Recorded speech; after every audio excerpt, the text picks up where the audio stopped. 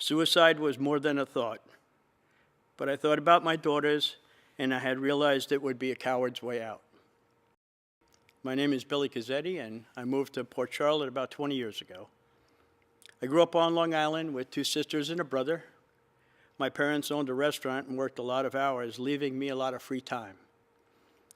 I started drinking at the age of 14, and I started experimenting drugs at 15. I was not a good son, I was not a good friend, and I was not a good person. I lied, cheated, and stole all the time. By the time I was 20, I was dealing drugs as well as using them. I was arrested several times, and eventually I went to prison.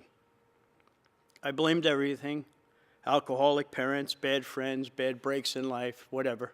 I continued on this path until the age of 42. In that time, I got married, had 2 great daughters, and good jobs, and I didn't appreciate any of it. I was a bad husband to a good woman.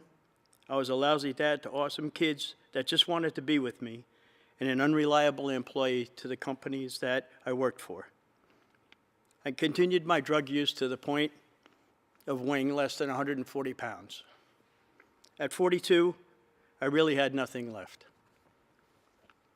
Satan had completely ravaged my life with his will for me. I had no money. My wife divorced me and took my girls to Florida to try and start a new life. The bank took my house, and with huge debt, I filed for bankruptcy. By the grace of God came the day I just couldn't do it anymore. I entered a rehab at 42 years old, and I did graduate. With $1,500 worth of cash and a Harley, I went to Florida. My ex put me up, and I got work. I went to drug and alcohol meetings, and I learned about a power that was greater than me, that was willing to help me, but I had to believe.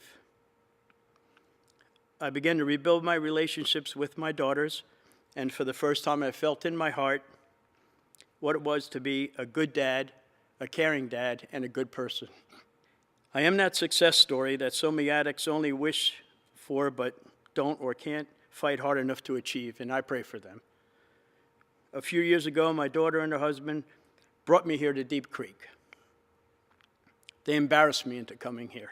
I will never forget the first time. My daughter held my hand. We stood up for the band, and they sang "Oh My Soul." And I started to cry. I knew God wanted me here. I felt his arm around me that day. "Heaven, I've been waiting for you," he said. It was like the beginning of the 40th Psalm. I waited patiently for the Lord. He turned to me and he heard my cry. He lifted me out of the slimy pit, out of the mud and mire. He set my feet on a rock and gave me a firm place to stand. He put a new song in my mouth and a hymn of praise to my God. That was it for me. I am now 20 years clean and sober. I have four wonderful grandchildren. My daughters are proud of me instead of being embarrassed. I have real church friends that love me. I am proud of my Ironman brothers, and I met the most wonderful woman here, Sharon Gibbs, who is truly heaven sent and has showed me what real love is.